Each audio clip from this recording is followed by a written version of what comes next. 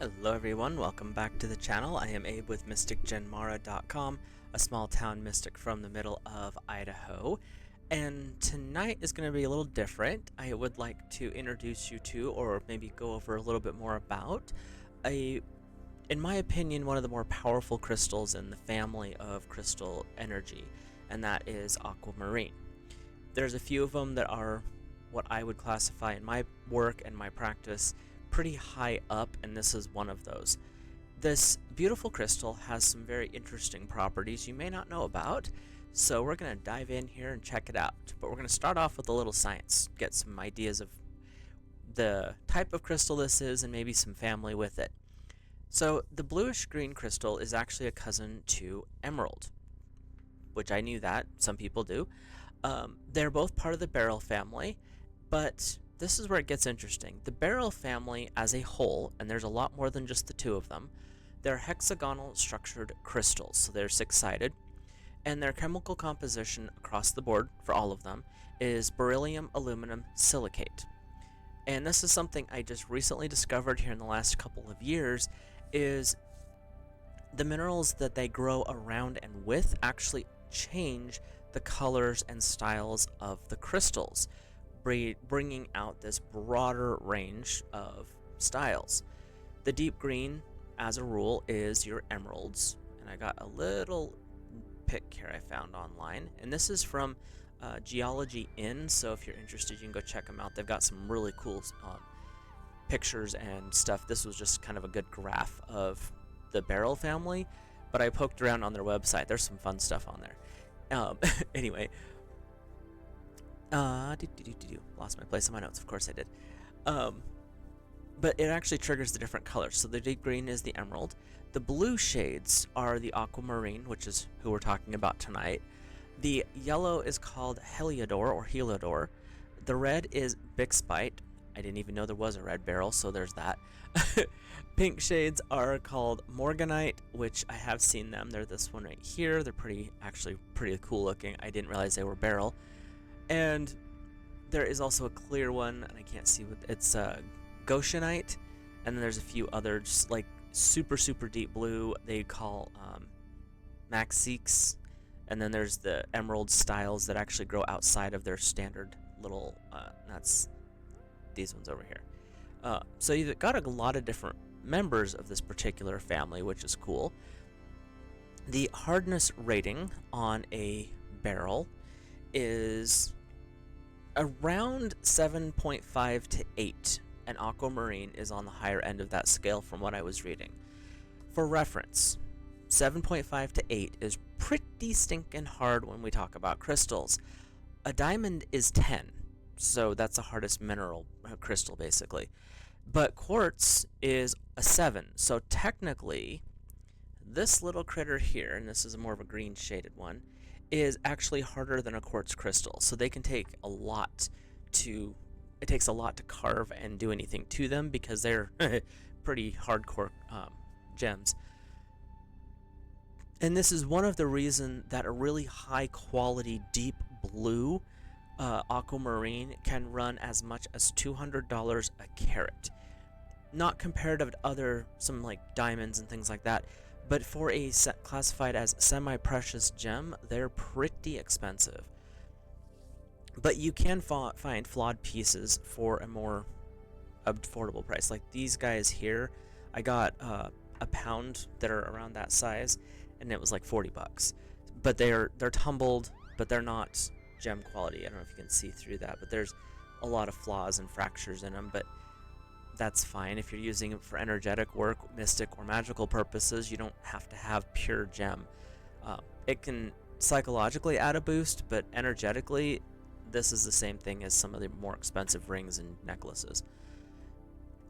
So, hopping into some of the woo-woo aspect, but that's basically what we're looking at for the composition, the family, which is a lot bigger than I thought, and the hardness. And the hardness is important because this also will tell you how stable it is if you're using it in like juju bags, or like some people like to do the witch jars, which I'll talk about those later.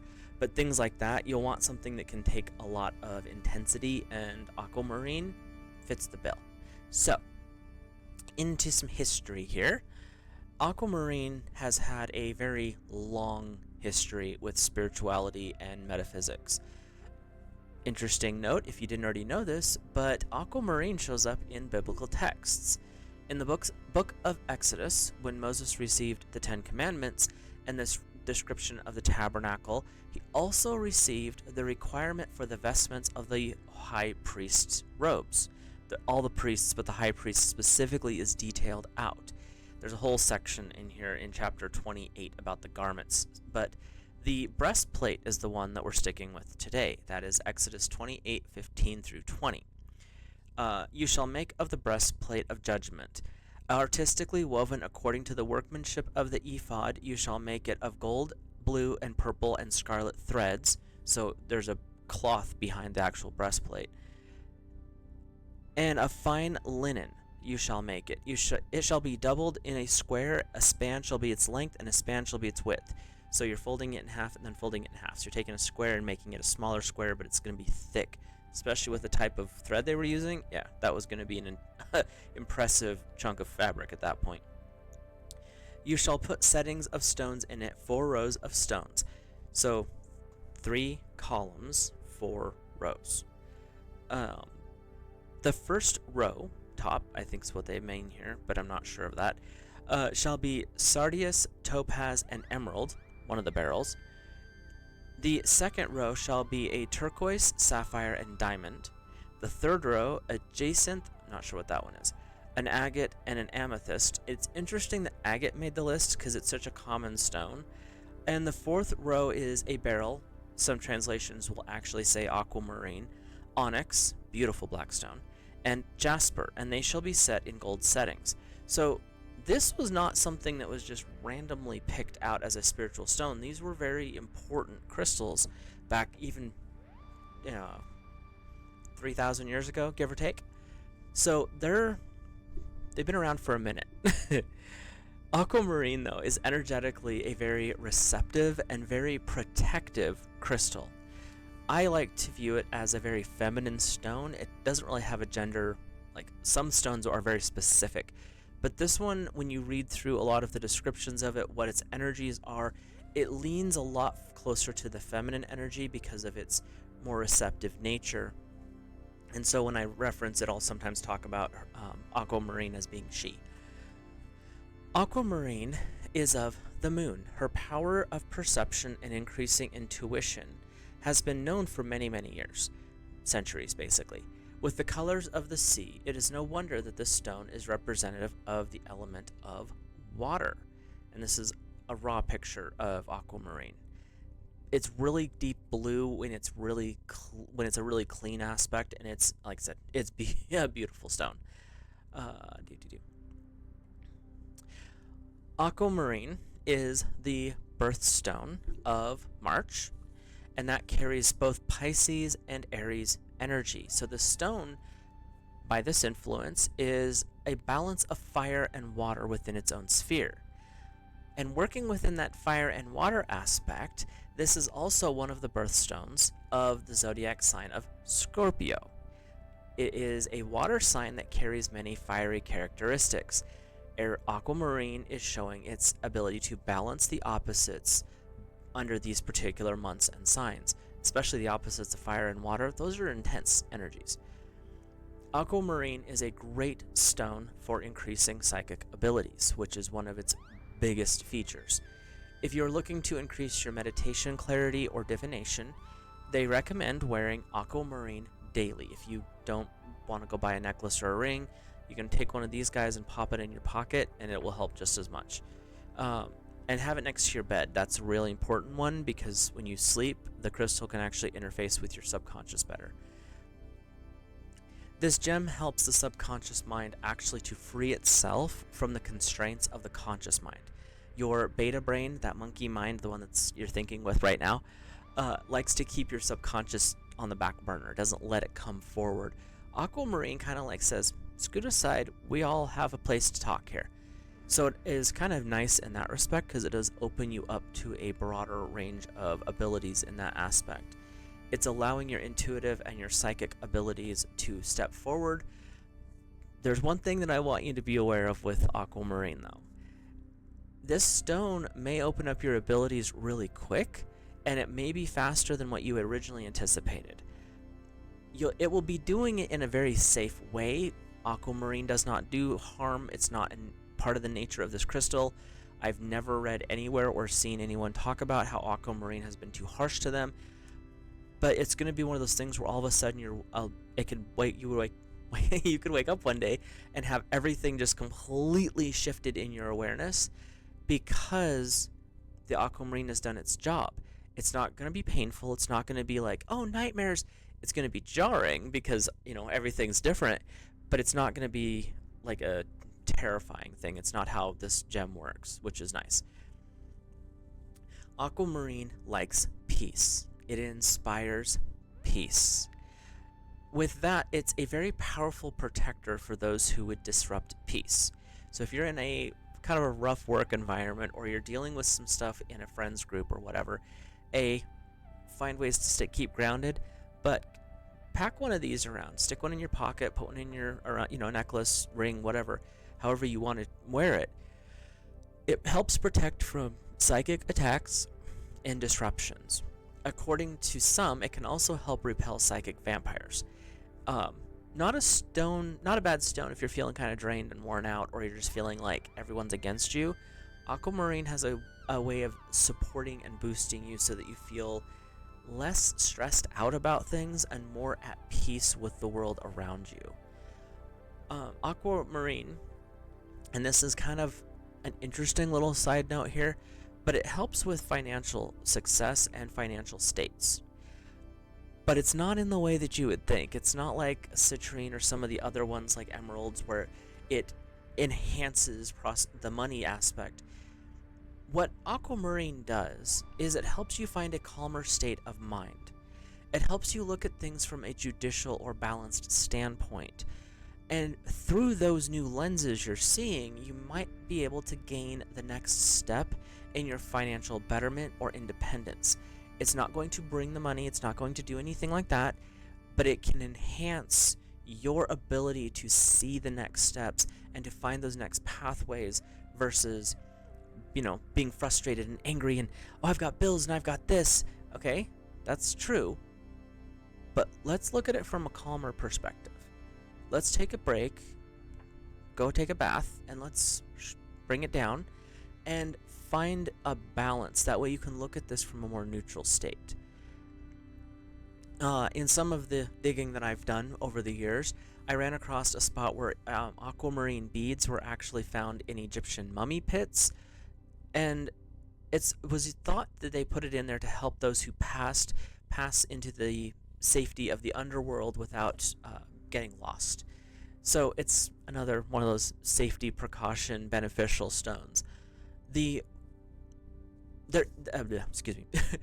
This crystal is a water-safe crystal. As I said, its Mohs hardness is 7.5 out of 8, so it's really super hard.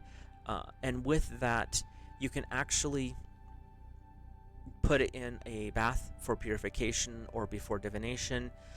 You can also just take it and rub it on your third eye as a way to wake up your psychic senses. If you're using Reiki, you can rub one of these between your hands. Helps wake up your hands a little bit better. There's a lot of ways to use it as a physical stone, and that's where the more affordable non-gems are a little bit better of a choice. But there's also people who, and this is not medical advice, this is for reference purposes, who make gem elixirs from aquamarine. So you'll take your aquamarine, you'll put it in a glass of pure water, and you'll set it out in the moonlight. Specifically moonlight, waxing or full is what's recommended if you do this. And you can use this aquamarine elixir as like a body rinse to help with divination. You can also, because it is a safe crystal, using that term carefully, it's not advice, but some people will actually use it as aquamarine water and drink it the next day for divination. But the beauty of aquamarine is it is so powerful and so potent on its own that you can literally take your glass of water and set your aquamarine next to it in the moonlight, and the vibration will still get into the water, and there's less of risk of anything happening. So my recommendation, set it next to it, or if your water glass has a lid, set it on top and let it bathe in the moonlight. It will infuse the water that way, and that's a much safer way of doing that. It is said that aquamarine and amethyst do work really well together, and there's another stone that does. We'll talk about that in a second. They both like to bring peace, joy. They also like to increase intuition, and aquamarine's more focused on calming the turbulent emotions, but amethyst, especially if you pair these two together, can do a lot of really powerful work in helping you come to a more soothed, calmed state. It is aquamarine is a very good stone as well, being that it's a more calming one, helps deal with turbulent emotions, bringing peace and joy into situations. It is, in several people's opinions, and I have to agree with this, a good stone to give to newlyweds as wedding presents. It inspires loving, open communication, it calms fights, and it can also soothe hearts. So it's a good way to help deal with those little bumps and bruises in that first couple of years of a relationship, just having it around, because it reminds you that none of this is permanent, so don't take things personally. Find out what's going on and how can you work through it and move into a better space. When traveling, it used to be thought that carrying amethyst or wearing an amethyst would grant perfect safety. It is said to calm the storm. It's also said to smooth the seas. It has been said that fishermen and sailors would carry this stone as a protection amulet, and these legends and lore go back to the ancient Greeks and Romans, so this is, again, not a recent thing. There are some legends that say you can actually use this stone for physical healing. Again, this is not medical advice, just take what you can work you with this. It's mainly, when it talks about physical healing, it's talking about the head area, the teeth, the throat, the jaw, this bubble up here, which is kind of close to a certain chakra if you think about it. It also can help with the digestive tract by placing it on your abdomen. Much like its cousin, the emerald, it can be worn as a stone, ensuring good health. Aquamarine, though, is a little more unique because this little guy here is known as a stone for keeping, maintaining, and holding on to youth. There are some lore that state that it may even increase the span of a healthy life, so hey, might not be a bad thing just to tote around with you. When you work with chakras, aquamarine is for the throat chakra. It can also aid in clearing blocks to understanding of communication of all sorts. That is between people, that could be in an educational state where you're trying to learn a subject and your brain is just not quite catching it. There's something you're missing. Aquamarine can be beneficial there.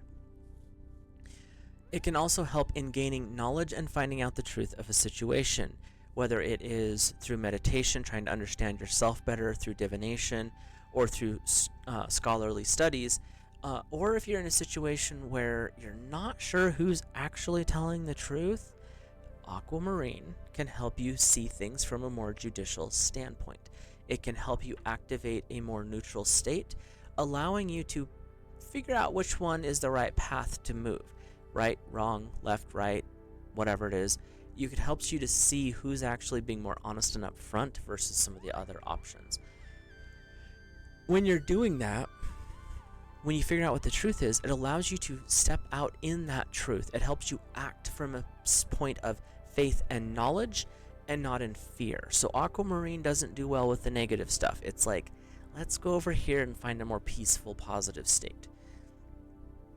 The sea green, which is like this, and lighting is really wonky, but this one's more of a sea green, not true green, to the deep blue of this gem are seen as sacred to mermaids and undines.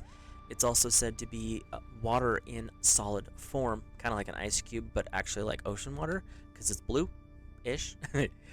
As a stone of the sea, it has incredible depth, and aquamarine can help you understand the depths of a situation, really any situation. She can help you dig into your own depths, finding and understanding your shadow aspects, those parts that you may not want to acknowledge, or the parts that you're trying to understand so you can learn from it and work through the cycle you're in. She has a very powerful way to help you dig through these spiritual blocks or dark spaces, so you can see that sometimes the path isn't really obscured. It's a pebble, but you have it sitting against your eyeball, so you can't see around it. And that's where stuff is with Aquamarine. It's more like, let's look at this from a bigger picture. Let's see what's really going on here, and let's clear out the stuff that doesn't work. That's one of her, and she does it in such a gentle way. Like I said, it is a really cool stone to work with when you start doing it. Aquamarine can also be used to help you find balance, to judge a situation from those neutral and calm states. If you're feeling overwhelmed by life, by work, by the spouse, by the kids, by the dogs, by the cats, and you just can't take all of it coming on top of you, Aquamarine can help you find the inner peace and get some order to the chaos.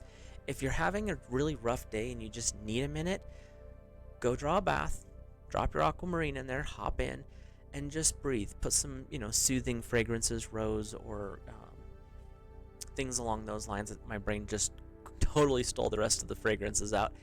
But do something like that and just allow the Aquamarine's vibration through the water, because that's its element, so it's really powerful when you work together like that. Allow that to flow in and help just calm you. Everything outside of you may be totally chaos, but if you can find your balance, find your quiet state, the rest of it will fall into place over time. And it could be a magical like that thing, or it could be something where you can see, okay, I got to pull this thread, I got to pull that thread, I got to move this out of the way. It's going to help you see the path through it, which is so helpful. And I repeat this through the video just for all the algorithms out there. This is not medical advice. This is some of the historical uses of the stone. Aquamarine has been used for throat and sinus conditions historically. It's also said to be the stone of beauty, as I mentioned before. So it can actually help heal some skin issues and bring about beauty. One of the resources that I was digging through said that it used to be seen, and still has been used energetically, as a cure for, or at least a treatment for, eczema, psoriasis, acne, things like that. So it's a way to help clear the skin to bring out that beauty, and that's another Aquamarine awesomeness. As I said before, you can lay the Aquamarine on your abdomen, and it can help settle nervousness or indigestion. The one that I thought was interesting is to take Aquamarine, maybe not quite this chonkers one, and you can place it on your eyes, like close your eyes, put it on your eyelid, and allow it to sit there and do its thing for like 15-20 minutes. It has been said that it can help with eye strain and some forms of eye issues. It didn't go into detail, so that's where that is. If you are someone, since it's wintertime, this is important, who deals with depression, anxiety, just those kind of dark moods, especially when you're in the darker time of the year where there's not as much sun out, she can help you calm and clear these emotions. She can also help you work through stuff that may be boiling up from past abuses or traumas, however that manifests, and she can help you bring peace between mind, body, and spirit. And this is one of the reasons that I like to use this crystal when I'm doing different projects, is it helps to quiet and calm, bring everybody into alignment so everything's happy. And with that little grift here for a second, these guys here, these are my spiritual awakening pyramids. They're a 5-pointed pyramid, little pentagram here. And we have Aquamarine on this side, and this one here is a Shiva Lingam chip. They're not the full-shaped Shivas, but this one is a very calming pyramid. It is, because of the Aquamarine and the Shiva, you've got some very balancing, very positive energies that help draw in the rest of the positivity. The base down here, we've got some black tourmaline, so if you have some issues that are popping up, it's a good way to ground them out. But these guys are on, again, grifting a little bit here, they're on my website, which is linked in the description if you're curious. You can check that out. But Aquamarine can help overcome the victim abuser roles, and take you out of a victim mindset, or if you're kind of being the aggressor, tone it down so you can actually come to a neutral state where you can talk to the other person instead of coming at them or taking everything as like a hit. It's not, there's a lot of the times it's not the case. Don't get me wrong, there is things that are toxic and abusive out there, but the victim mindset a lot of the times is a simple misunderstanding. And that's what Aquamarine can help you see. Is this actually a problem, get out, or is it what's going on, because this shouldn't affect you like that? And this can lead to all sorts of different healings where you can actually grow significantly beyond where you were, because you can understand which role you play in those situations. And that's not everybody, don't get me wrong. But if you happen to be in one of those mindsets where you're always aggressive or you're always feeling like you're being kicked, this can help you see either what's going on, is it really that perception, because sometimes we perceive things differently, and if it is in that negative state, how to get out of it so you're not dealing with it anymore. There's a lot of positive stuff with Aquamarine. It's a little, like I said, it can be a little interesting. It's not aggressive, it's not hostile, but it's not going to let you live in a negative or dirty place. It's not how this crystal works.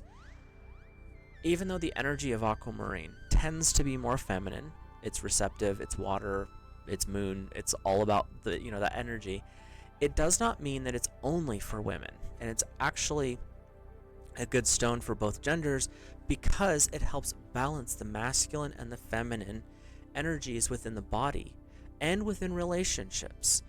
I don't care what kind of relationship it is, male, women, woman, straight, however it works. There's always a balance of energy within it, masculine and feminine. One's going to be a little bit more dominant, aggressive. One's going to be a little more submissive, and receptive. That's life. That's how things work. And Aquamarine is really good about dealing with these power dynamics and finding it into a much more calm state. If it's unhealthy, Aquamarine can help you see how to fix it or how to get out of it. There's just sometimes you have to do that.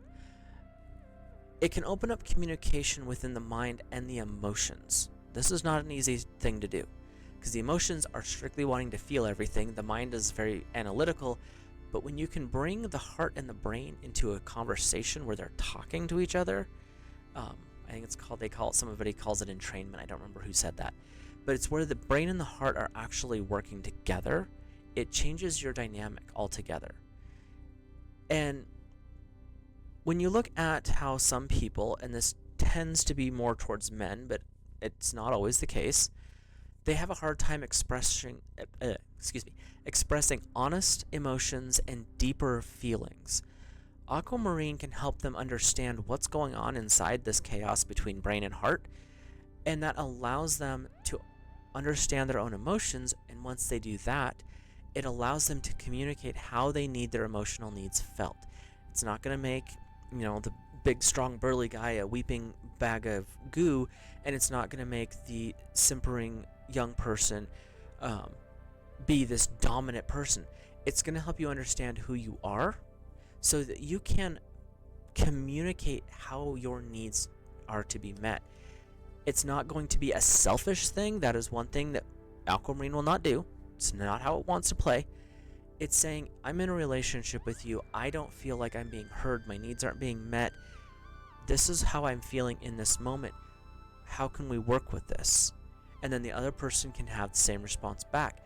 And then you can have that back and forth, that communication, and find that better path, that higher frequency of this is how we can communicate and reach this different place. Going along with that, I've seen people in relationships where some people talk about their love languages. Their love language is doing the honeydew list. And I don't care what gender you are. I know women who do as much honeydew as they can around the house too. So they have the honeydew list. They do it without being asked. They don't look for thanks.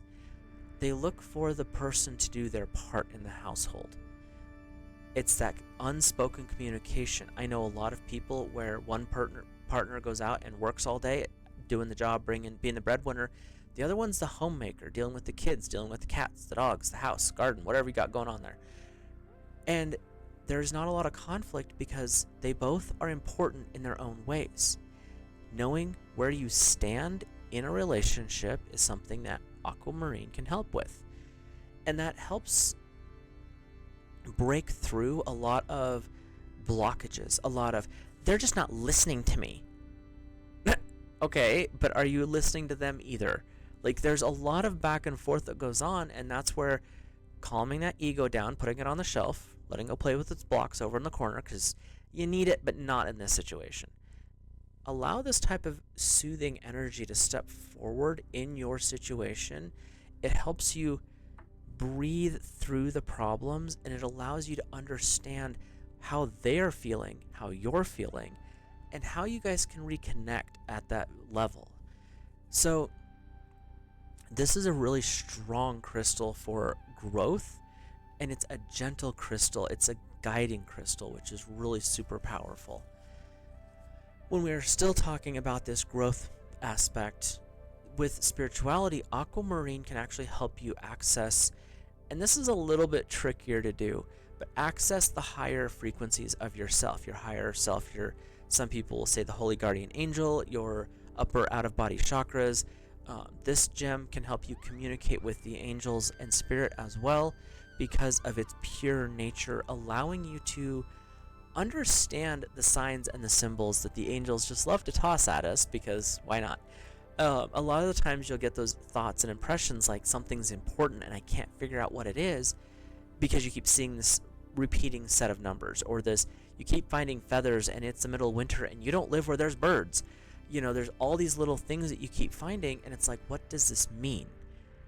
Aquamarine in a meditative state can help you understand what those images are and why they keep popping up. It's a way for you to tap in to your higher self.